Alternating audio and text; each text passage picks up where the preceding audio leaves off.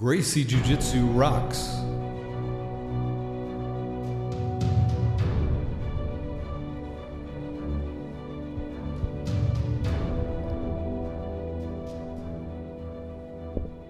Welcome to the Gracie Jiu-Jitsu Rocks podcast, a podcast dedicated to Gracie Jiu-Jitsu and all things Gracie, including self-defense, competition, anti-bullying, women's self-defense and empowerment, nutrition, and most especially, the people involved in Gracie Jiu-Jitsu. This podcast is for the average Joe. It's for anyone who practices, trains, teaches, or just loves to talk about or hear about Gracie Jiu-Jitsu. We'll explore the lives of Gracie Jiu-Jitsu practitioners, how they got involved in the art, and what effect it's had on their lives. So buckle up and enjoy the ride.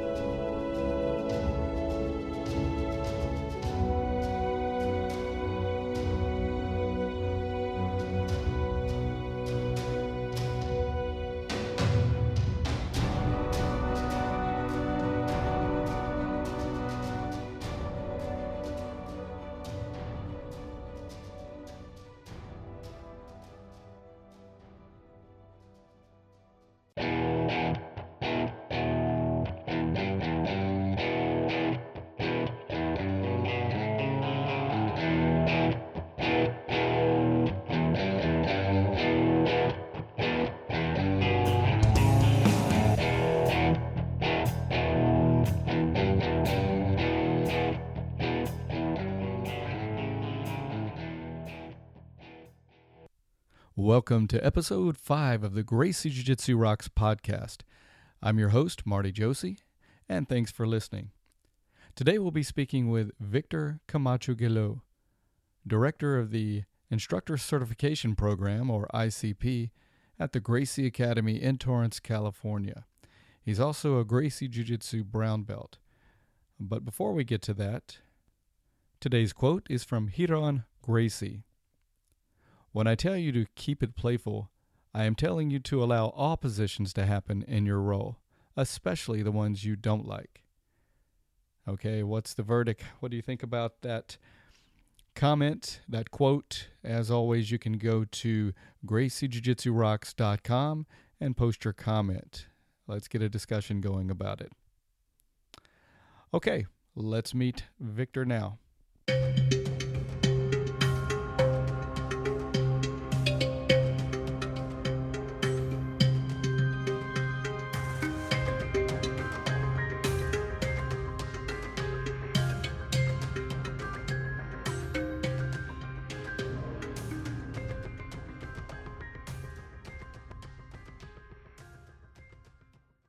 Okay, my guest today is Victor CCamacho Guillot, and he is the director of the ICP, the Instructor Certification Program at the Grcie Academy. He's also a Gracie Jiu-Jitsu brown belt. So thank you, Victor, for being with me today. Thank you, Marty. It's a pleasure to be with you. Victor's very busy. He's always got so much going on out there at the Academy, so definitely appreciative that he had time to do this with us. Victor, can you start by just giving us a little bit of your background, your history, and how you got involved in Gracie Jiu-Jitsu? Absolutely. So, I was born and raised in Mexico City, and when I was 18, I came to the United States to play, in my mind, professional football. That's what I wanted to do when I was young. Wow. And so I left. I finished high school, came here. And 4 years later, I was able to enroll in college and play junior college for a couple of years, and that's what drove me to come here. What position did you play? When I came here, I was a free safety and a running back. Okay. That's in high school. But by the time I got to enroll in junior college, I was playing linebacker. And my last year I played defensive line, defensive tackle. Nice. So yeah, so I turned a little older. I wasn't as in good shape as he was once in high school, but it's a great story. I was able to fulfill my dream after a few years of being here in the States without being able to play. So yeah, that's that's a So story. from junior college, where did you go from there? Junior college, went to Cal State Long Beach and finished my education there. They did not have a football team, but I just wanted to get done with my college education and start becoming an adult. And finish my degree in business administration and went right into the master's degree program and finished that as well in finance. And from there, I went to work for AXA Financial Advisors, and then I went into the mortgage business a couple of years later after that, and that was from I guess 2000, from the year 2000 to about 2007, 2006 when I started at the Grcie Academy. Okay. Yeah. So you were mainly a financial person up until that time. Oh. And what led you to the Gracie Academy? Well, in 2006, actually, that's when the mortgage industry took a tumble, and I was laid off, along with the rest of the company. There were 3 big layoffs in California. There was many companies that went under, and I worked for a huge bank back in the day from the East Coast, and got laid off 3 times in a row. But it was just not me; it was the entire company. And in the last company, I had a good severance package that it allowed me to take some time off and reassess what I wanted to do. And so I went on to become a mortgage broker. And in the meantime, as I was doing that, I also found Gracie Jiu-Jitsu, and I just wanted to go back and do some exercise and activity in a group setting. I played basketball throughout, but I wanted to do something more. And so yeah, that's how I came across Gracie Jiu-Jitsu. Okay. And after you got started with Gracie Jiu-Jitsu, what led to you actually working at the academy? Well, when I started, Gracie Combatives was the program that I started with. I think Gracie Combatives was pretty new. It was in the first year of inception, and so I had the card. I've been here for almost 8 years, but it was a brand new concept. I think the card had been introduced maybe less than 6 months or so, and so I was very goal driven. Just like in school, I had a goal, and I was able to look at the card and say, this is what I need to achieve this goal. And it was a very addicting process of learning, and on the one end, achieving a goal based on the card. On the other end, the feeling of satisfaction of growth that every class gave me. In college, I had a friend, a very good friend, Robert Torres. He was a police officer. And before I came to the academy, and that's really how I came across the academy, he was going through the Long Beach Academy, police academy, and he invited me to help him with his handcuffing techniques in Spanish, because they were doing something like that. So I said, great, I'll do. And so we, before that, in college, we used to wrestle and tackle each other. He's a bigger, stronger guy, and invariably he would always end up on top, side mounted, and I'd be like, bro, get off me, I cannot breathe, please get up. And so, well, fast forward that almost 10 years, and that's when he's going to the police academy, and he says, come over, help me out. A week, maybe 2 weeks before that, he says, bro, I went to the Gracie Academy and I trained one day. One of our cadets also trains at the academy, and he invited us. So we went there for a day. I'm not going to join, but you should check it out. So I came to the academy, checked it out, took 3 classes, including my intro class. And by the 3rd class, we learned sideman control. So I went back, he's practicing his handcuffing techniques. And all of a sudden we get done, he starts fooling around, takes him to the ground, and we go. Somehow I reverse him, and I control him, and I get on top for the first time ever after 3 classes of discipline. Nice. And you know what he told me? What's that? Bro, please get off me, I can't breathe. Awesome. So that day was the day that I said, I gotta keep doing this. Right. And absolutely. And so it was very addicting. It was very easy. In addition to that, man, listening to Henry and Hiron. Back then, I think Henner and Hiron were the ones teaching most of the classes, especially Henner, I think the combatives, and Hiron more the master cycle classes. Every class, and I remember being in classes, full of 40, 50 people, but I felt that Henner was talking to me. Just, he would look into my eye and just talk to me about the technique, and that connection I felt right away. Like, man, he's giving me this class. Forget all these guys. He's talking to me. And that's a great feeling that I had. Henner has that ability to connect with people. So yeah, that's how I got involved with that. You asked me about teaching. Well, that feeling of growth and improvement, I wanted to pass that along. They never force you to do anything. They always say, this is what we like to do. They treat you so well, and you have all the students treat you so well that you want to pass that along to the next ones coming down the line, And that was the main idea. It just made me feel great, and I want to help out, and that's it. I think soon enough, they noticed some of those traits, and they liked them, and they got some good feedback from some students. And Hiron invited me to take the instructor certification program, the first one. And I loved it. I said, of course, I'm going to do that. Of course, I would love to teach, and I would love to take that opportunity. And so that's how that invitation came about. After the course, I was already helping with some of the GST courses. Remember, that was between jobs, and I had, 6 or 7 months of job break. So I had plenty of time to devote. And so, yeah, I was enjoying my growth there. And so that's how it started, man. One of my good friends asked for me to teach him private classes. And so that's, his name was Frank Babbage, and is Frank Babbage. And so he asked for me to teach him because he felt comfortable. He was about to quit. And before I really connected with him, and so one day I said, hey bro, let's work together. I didn't know he was about to quit. That was the last day he came through to quit.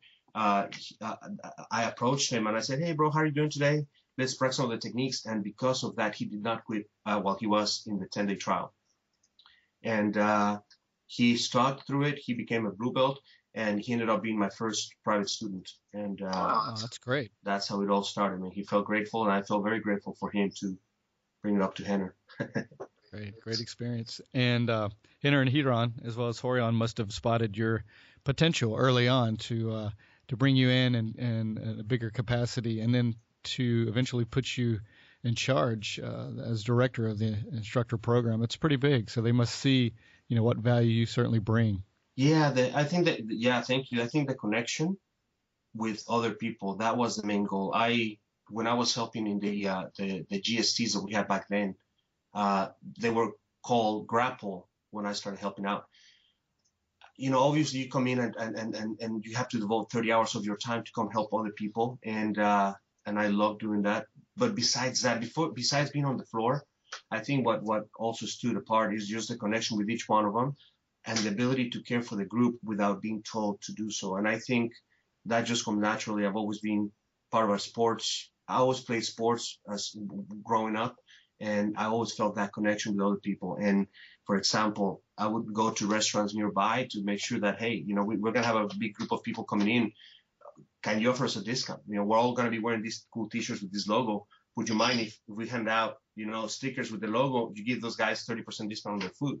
And so I think that those kind of initiatives were the ones that really, made stood out, hey, this guy cares, and he's good with people. And at that time I was devoting, again, my time to jiu-jitsu, and I was, losing weight. I was getting better fast.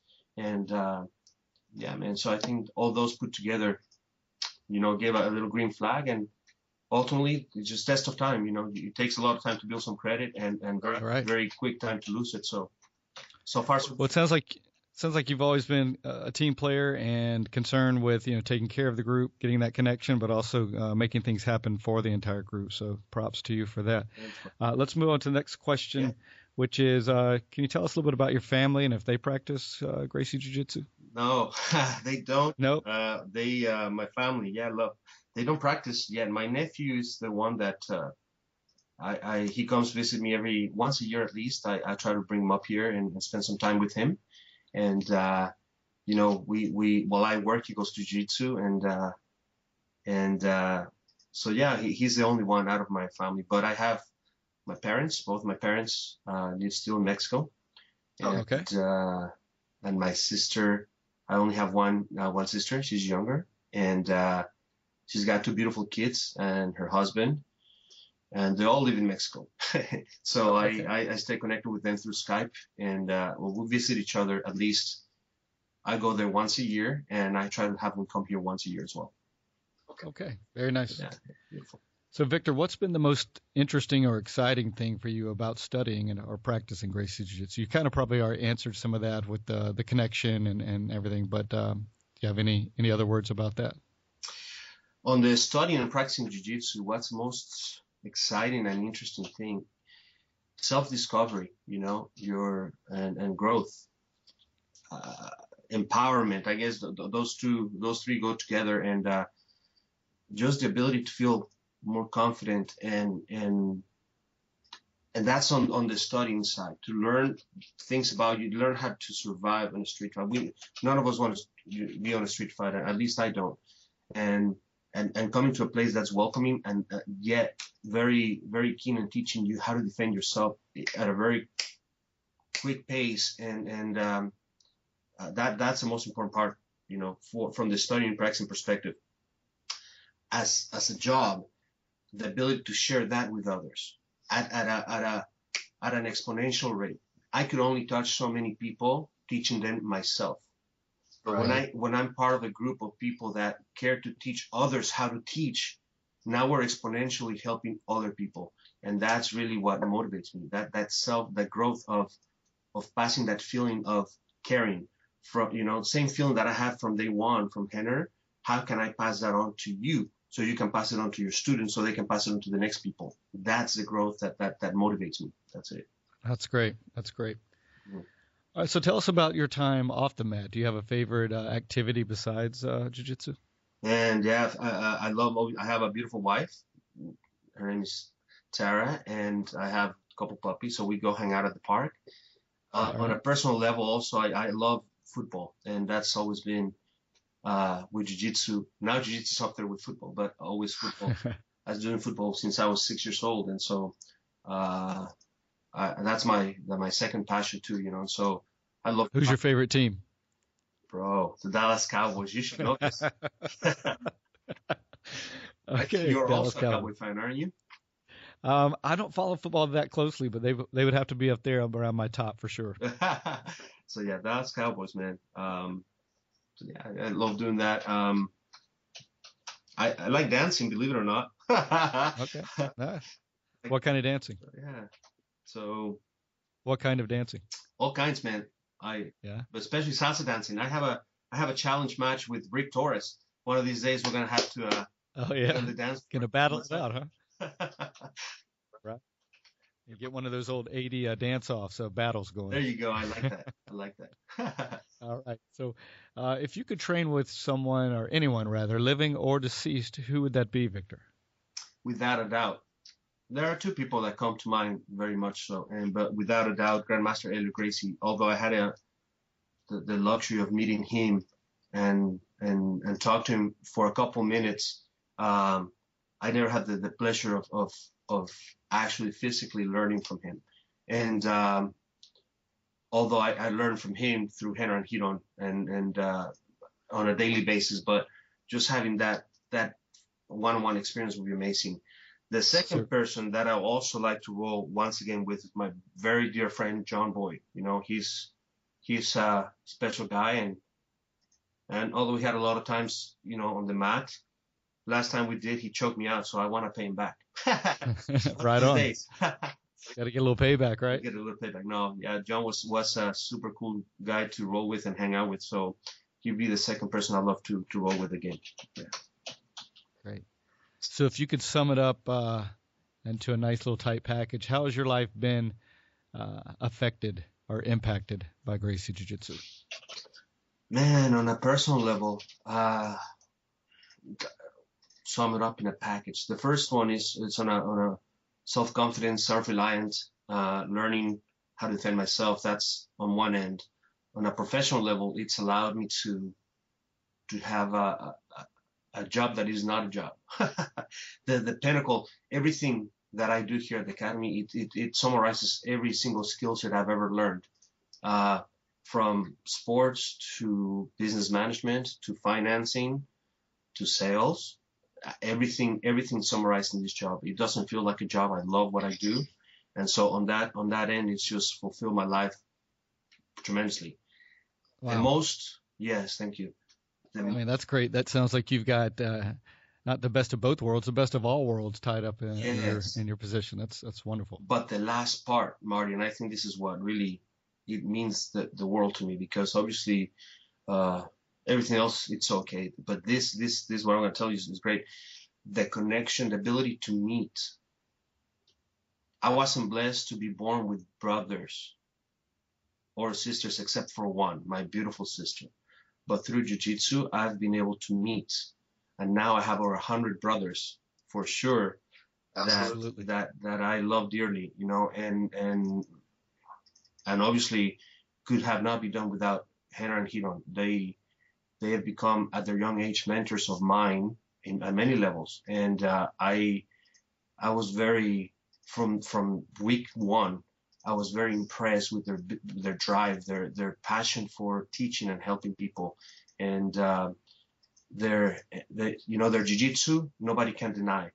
Their pedigree nobody can deny, but nobody really knows how hard they work. And once you come in and look at that, their passion for making their teaching better, that was to me very impressive. And anyway, the relationships that I've been able to establish and the relationships from Hannah and Hiron that I've been able to come across, that's invaluable. That's the most important thing that I think I've gotten.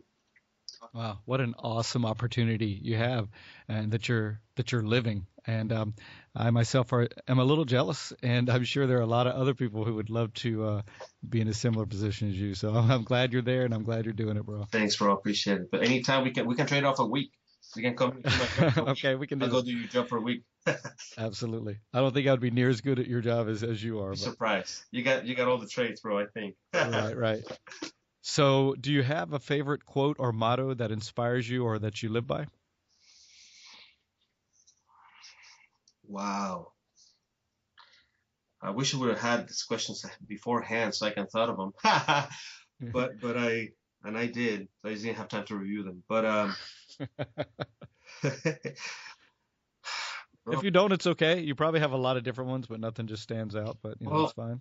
No, I think most times and with all your friends, and I'm a very huggy, feely, touchy person with my friends, and when you come and meet me, we hug. And I mean, you've never met me other than Skype. Most candidates, when they first come here to the academy after they pass their phase 3 and their videos, the only communication we've ever had is Skype, right? And so when they get to the academy and they extend their hand to give me a handshake, I just feel the need to hug and say, you know what, this is me, right? And so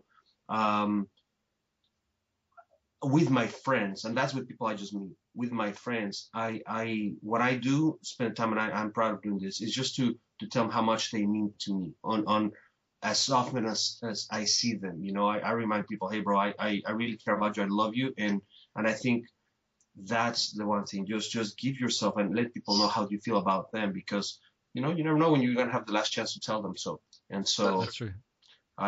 That's huge, man. That's huge. There's so many people who, because we get busy or because whatever, bogged down in the routine of life, we forget to tell people that are important in our life how important they are and how we feel and that we love them. And time goes by and sometimes the opportunity vanishes. So it's great that you're aware of that and really put that into practice.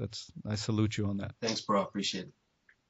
Marty, by the way, I love you. And I love you, Victor. So if you could go back and talk with white belt Victor just starting out, what would you tell him?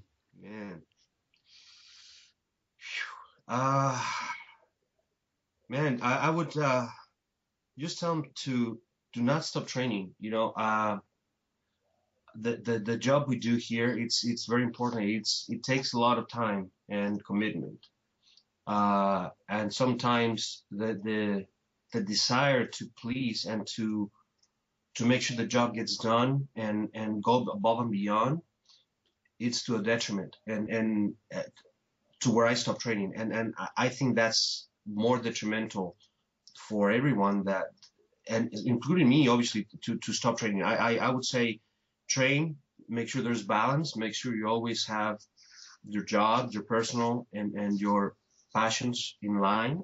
Don't let one or the other just pull you to one side. You have to be balanced or you will get swept. Yeah, very good. Very well put. Yeah.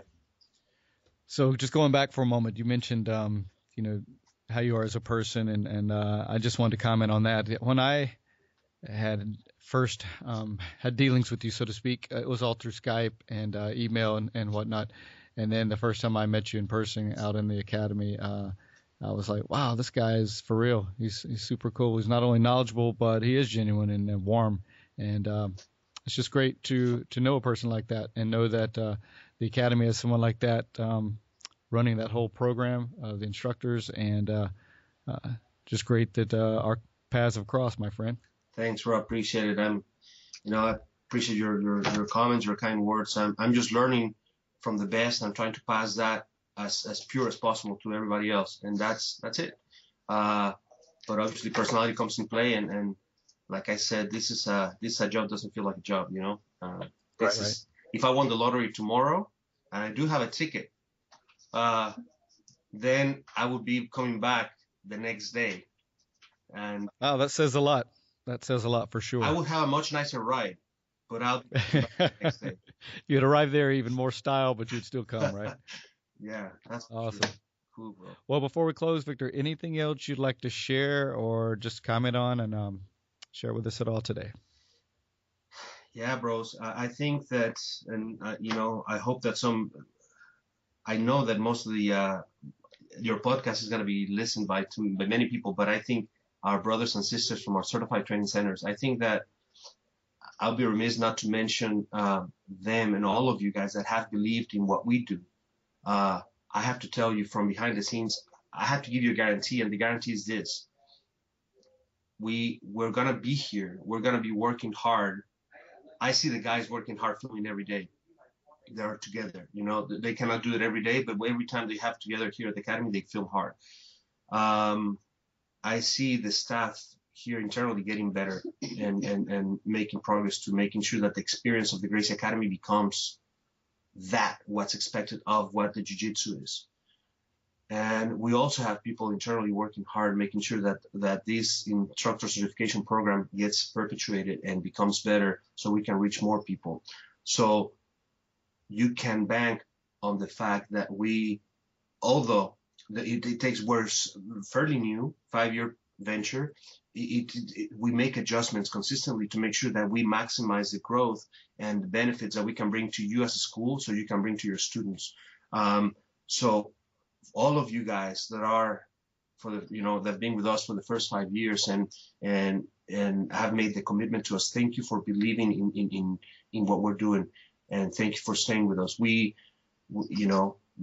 and Hedon work extremely hard to making our associates, our network, and the academy an amazing place and dedicated to teaching, high standards of teaching, and the quality is amazing. So anyway, thank you for believing, and can't wait to see you again the next immersion camp or ICP. Absolutely. Okay, thank you so much, Victor, for being available today and sharing more about you and letting us get to know you better.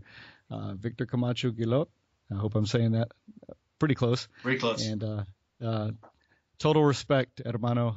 Thank you very much. It's been a pleasure, bro. Thank you, and thanks for taking it easy on me.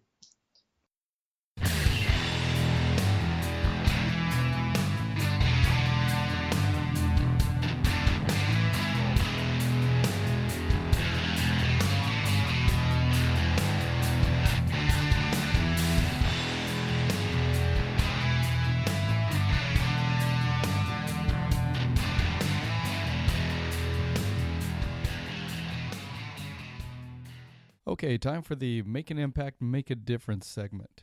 Suppose you were to come upon someone in the woods working feverishly to saw down a tree. What are you doing, you ask? Can't you see? Comes the impatient reply. I'm sawing down this tree. You look exhausted, you exclaim. How long have you been at it? Over 5 hours, he returns, and I'm beat. This is hard work. Well, "Why don't you take a break for a few minutes and sharpen that saw?" you inquire. "I'm sure it would go a lot faster." "I don't have time to sharpen the saw," the man says emphatically. "I'm too busy sawing." Okay, anybody hear themselves in this story? This is a very important concept, sharpening the saw, or sharpening your saw. And it's often overlooked or minimized or dismissed, but we tend to be a lot more productive and fulfilled when we take time to sharpen our saw, when we take time for renewal and replenishment. And this can take several forms, any type of self-care such as breathing, meditation, reading, exercise, or even taking time to do absolutely nothing. But it does tend to work best when we schedule it into our day, into our week. If we don't, everything else tends to override our time or take precedence in our life. And many times we end up very similar to having one foot on the gas and one foot on the brake. And that's an easy recipe for burnout. So as you go through your day and your week, I encourage you to not overlook the power of sharpening your saw. I encourage you to put this principle into action and see what a difference it'll make in your life. I think you'll find that you're much more productive and fulfilled when you sharpen your saw. And that's going to do it for today's episode. Hope you enjoyed it. And as always, if you enjoyed it, please head over to our website at www.GracieJujitsuRocks.com and post a comment. Also head over to iTunes and subscribe to the show. Again, thanks for listening. This is Marty Josie, and I'll see you on the mat.